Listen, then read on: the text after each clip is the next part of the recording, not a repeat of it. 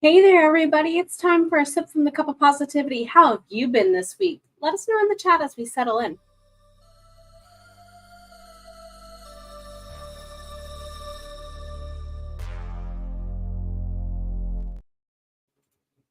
To have peace, there must be strife. Both are part of the structure of the world and requirements. Likewise, Sephiroth's strength is unreal. He is far stronger in reality than any story you might have heard about him. So, what are you giving power over you lately that's disempowering you?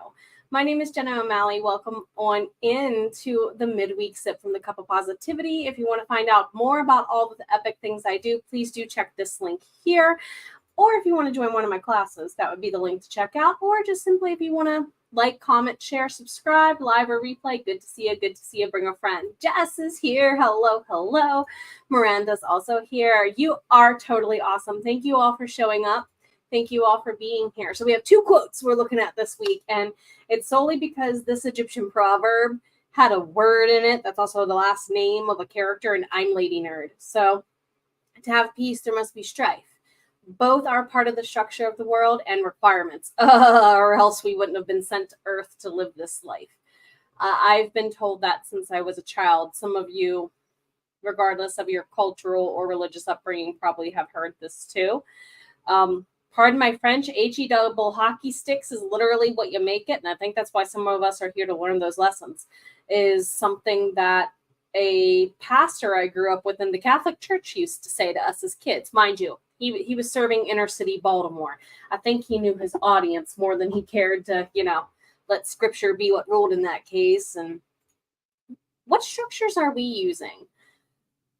Some of the structures I have work when things are going great, but they're not working so great when chaos comes on in. I'm mentioning chaos because Final Fantasy VII, that's a whole concept, right?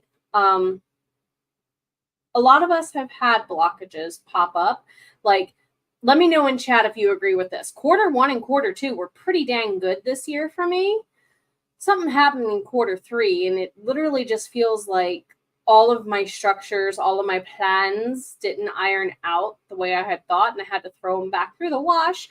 Sky's here. Hello, hello. How's his friend? How's is? And I've really had to take a look lately at the way it, not just how my writing is conflicting with itself, because I write meta series that interconnect, and I'm trying to check continuity now, not later. So I'm not a 90s sitcom where season 1 does not fit, right?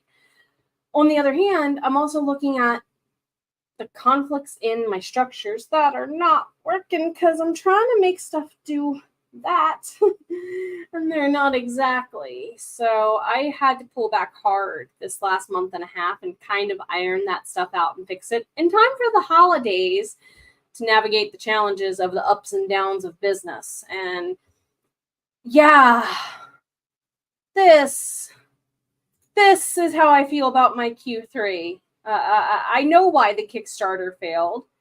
I get it. And then I had a class not fund as well as I had hoped in July. I get it. And I'm just like, I'm slightly left of center or slightly right of center. I guess that would be the opposite direction for you guys because stage directions are what they are. But I'm not exactly right on target. And that's really bugging me. Sky had so many plans this week. It's this.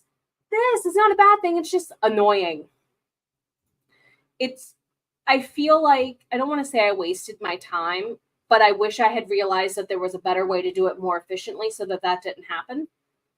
Now, me in another realm probably made the right decisions, if you believe in Marvel's multiverse and whatnot, to cause that to happen, Doctor Strange. But this is what's going to have to happen. Pivot, if you know Friends, right?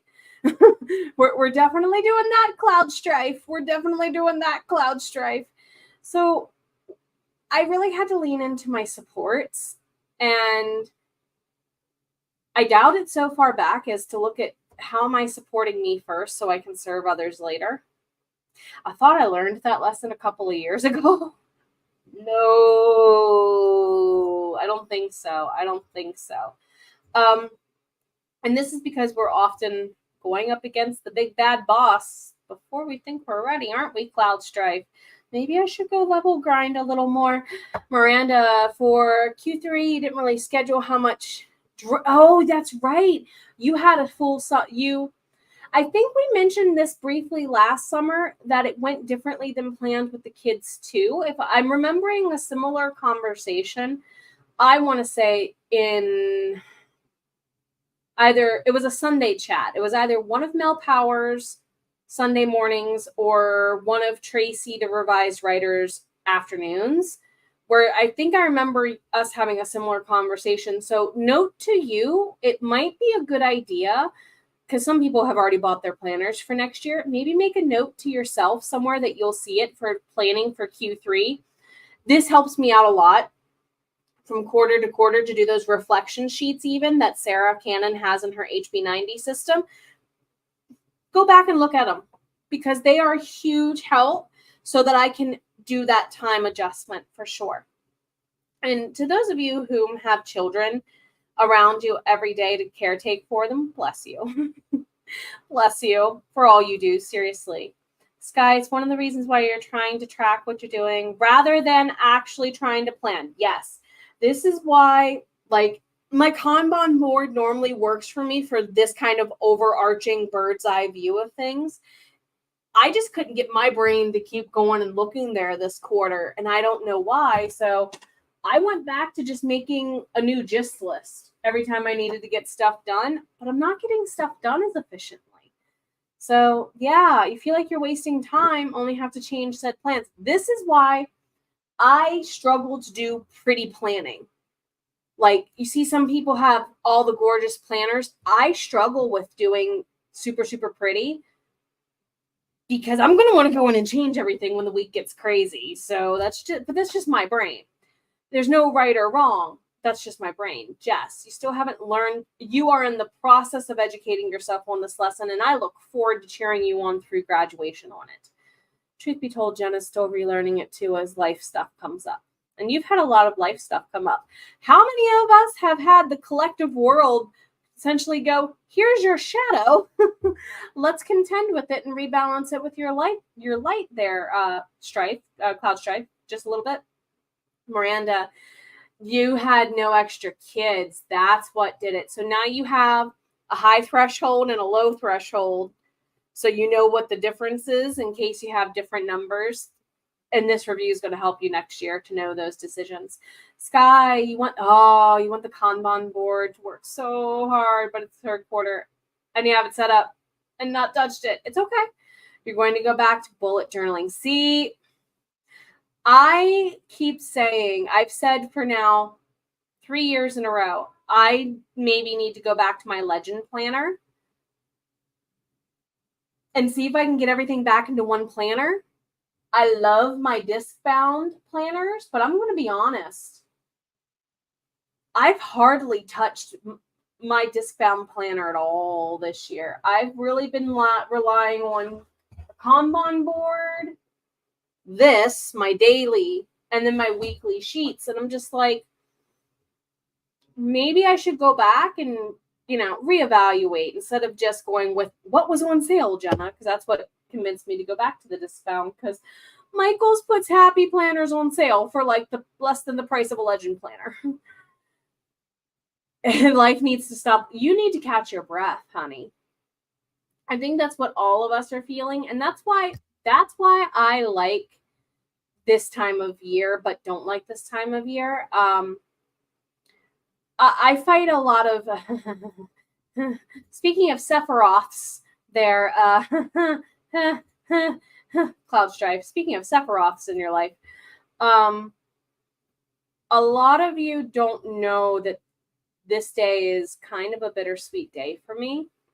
I normally do nothing on September 18th other than the bare minimum, and this is the first year since my dad passed away in like 13, 14 years ago that I've really been able to go, oh, it's the 18th.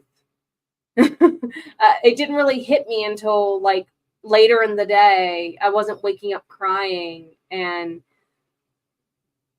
So I've kind of been, what would dad say now kind of conversations. Ironically, today is also his mother's birthday. Yes, they were very close. No, it is not ironic that she took him home as her birthday present. We'll put it that way. He was a little bit of a mama's boy and knew it. And I've really been asking, what would dad say? And my dad would probably look around this office and he would probably look at my planner and say, girlfriend, I couldn't do what you do.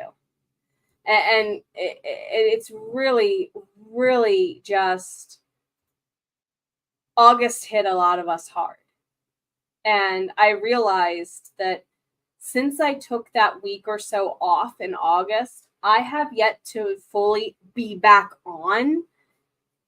And part of that I thought was leading up to this day. And I think it's just I was burned out. Not burned out, but I needed to catch my breath longer than a week. And this move that's upcoming is throwing another wrench in. And I'm like, yeah, definitely feeling that. Sky did the weekly Alistair list, and it works so well. Now, master to-do lists, and then we make them once a month. That's what I did when I first started teaching because of how lesson planning worked at the school that I was attending. They preferred us to do it that way for standards tracking at the time for data. And my problem becomes, and this is something I'm going to have to consider in the next location. I am the kind of person of, if I have a pretty table, I need to put stuff on it. So I need to get more stuff that I'm like actively pulling stuff out of shelves and working on and interacting with it more like I did when I first started doing AuthorTube. Does that make sense? Jess. Yeah, you thought about that when you was talking. Yeah. I'm handling dad way better. It's okay. It's okay. Grief is odd. It comes and goes. It really does. My dad would be shocked.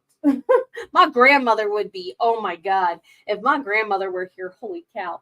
She was a farm girl in a time when she worked the farm as the woman, but she was not legally allowed to own it because the way laws were for women, before 1950. And as a business owner, she would be like, girlfriend, go, run, do it. And I'm just like, guys, I need to catch my breath because hello, Sam, honey. Yes. This Mercury retrograde, man, it smacked us all hard. Gave us a lot of, it shook our structures, but kind of like how autumn is doing with the leaves outside. You got to shake off the leaves and or what's not growing good to make room for that new season for sure. I hope October rocks for us, especially given that we now have lost a structure for October and many of us are looking for ways to refill it, right?